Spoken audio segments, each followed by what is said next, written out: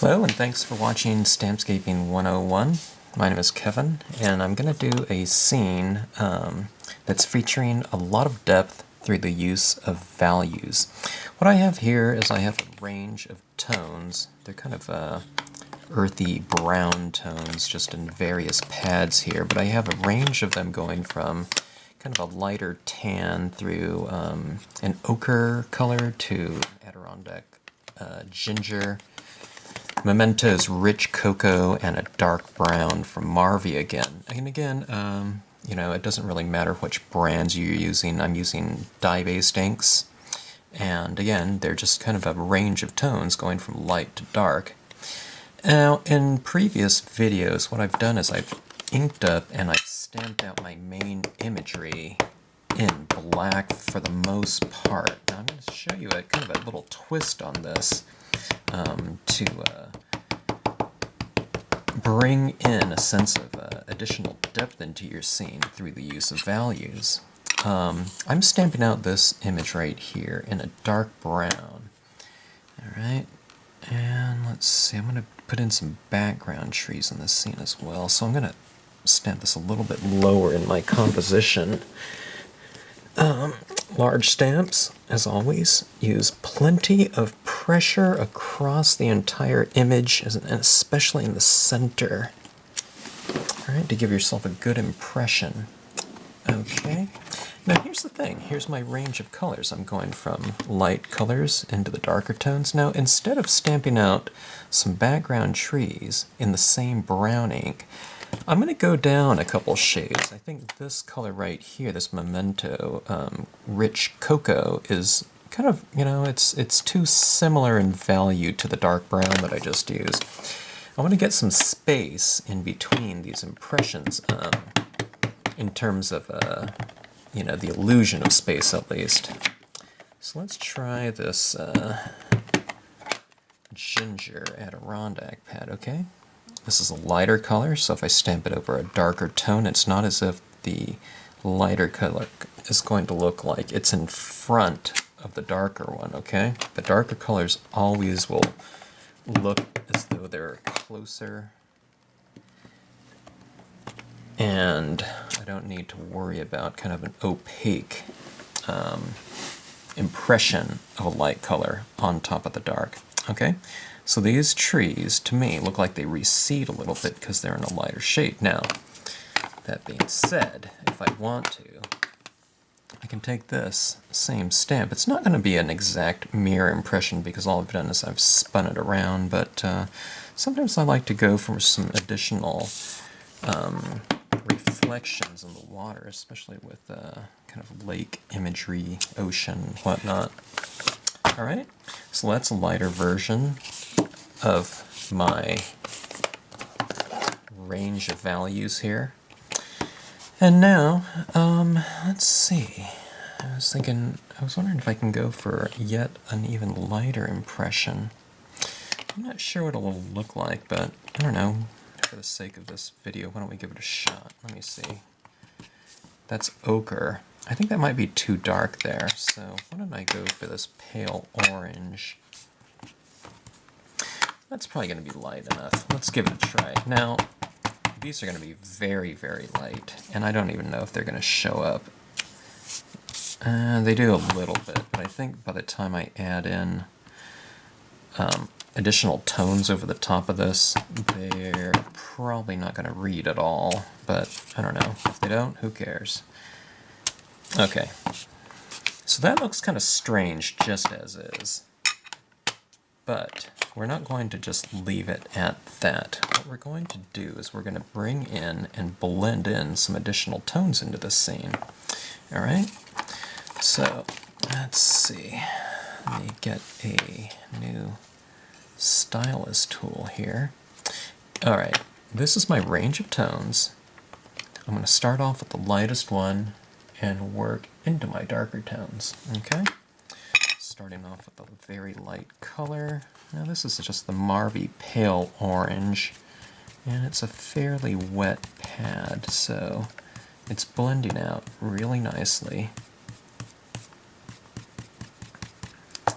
And always just start on the outside of your page and work your way in. Okay. If you want to leave some areas inside the card a little bit lighter, go ahead and do so. I'm kind of smearing some of my trees right now, but I guess that'll be okay. Add to the atmosphere, right? I'm not sure what ink it was. I think it might be the Adirondack Ginger that's smearing a little bit. Like I said, those inks are a little bit thicker. Alright, so I'm leaving a little bit of light. What I often do to create kind of this illusion of lighting in my scenes is to have a little bit of light in the sky and reflected light down below somewhere. In this case, maybe we'll have some reflected light off those rocks as well. Okay, so that's the first color. That's the Marvy Pale Orange, a really good light tone. This is the Ochre, and this will really kind of brighten things up a bit. I'm kind of going for a streaky look in my sky as well.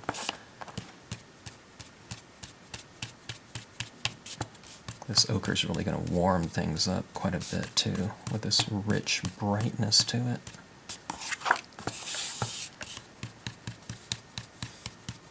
Okay, remember always kind of turn your card at an angle when it's the easiest to drag in. Again, if it's like this is kind of harder for me, to kind of constantly do that, so just kind of make it the easiest possible angle for the movement that you're utilizing to apply your colors with.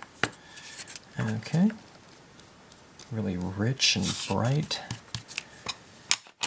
When that color won't get any darker over here. Well, I guess it did with a little bit of extra tone, but for the most part, the more I add color to that, it's really not getting too much darker. You just move on to your next color, your next value. I always recommend having a range of tones so that you don't have to jump from one color that's a certain value to a color that's too much darker in value. I think it's always best to kind of take an incremental approach to it, at least in terms of this process. For one thing, it's just easier to do a color that's not too much darker than the previous one. Is easier to blend in with the previous one, but also these colors are transparent, so the more colors you add down, in theory, and usually in application too, usually the brighter and richer your end result would be. It's like you're glazing one color on after another. Okay, that was the Adirondack Ginger. This one is the Memento Rich Cocoa, and it's a little bit more of a mellow tone. It's less bright, which doesn't mean that it's worse. I don't want a certain brightness over everything. Sometimes I want it to be more of a mellow color, but it has the brightness underneath it to give it the richness. Okay.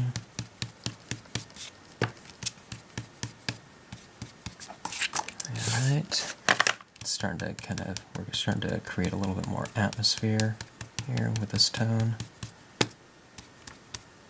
It's kind of a smokier look, a little bit more natural than, the stage with the super bright ochre in it. Okay, and moving on, this is the dark brown Marvy, and again, the Marvy inks are a thinner ink, so it's probably going to soak into the paper and penetrate the surface a lot faster than the thicker inks, and as you can see, it's getting quite a bit darker. You can see what it looks on this side of the scene, and that's what it looks like on the other. Those trees in the background are starting to kind of blend into the background a little bit more and recede visually.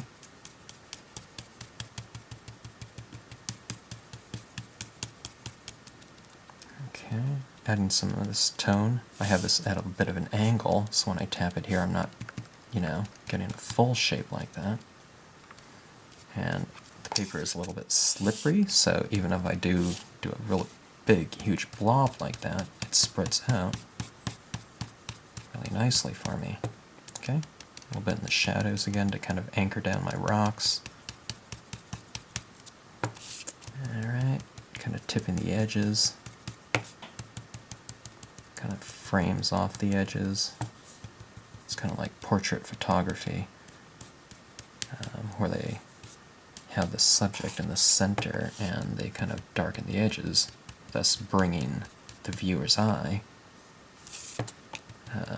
to the center of the scene or portrait, subject matter, whatnot.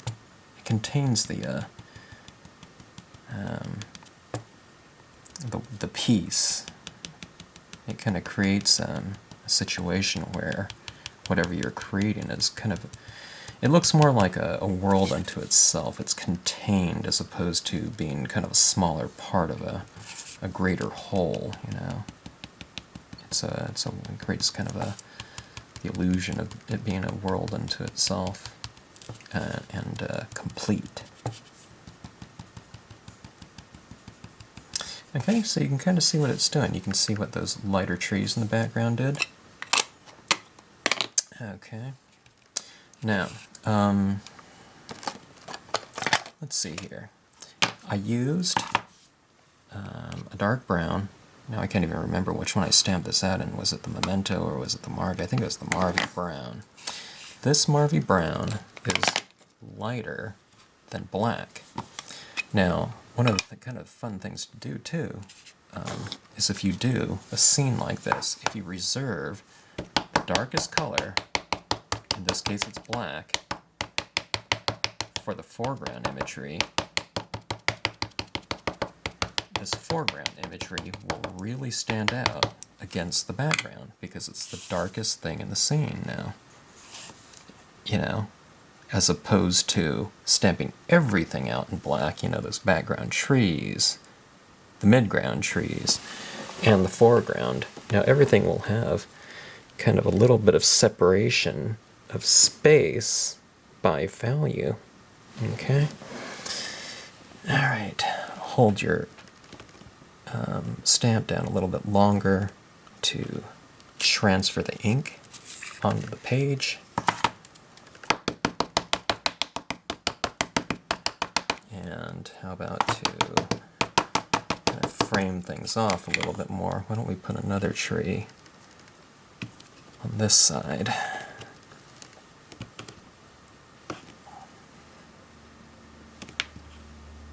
And this stamp right here is called Pines and Rocks, and it's a fairly large design. But I just used it for these trees right here. I used these trees on this side of the scene, and this larger tree on this side of the scene. So, let's see what this looks like. A little bit more depth through the use of values. It's real simple to do. Just pick out a few different layers or transitions of color and figure out which ones you're going to stamp your imagery in, and just use those exact same colors to layer onto your scene.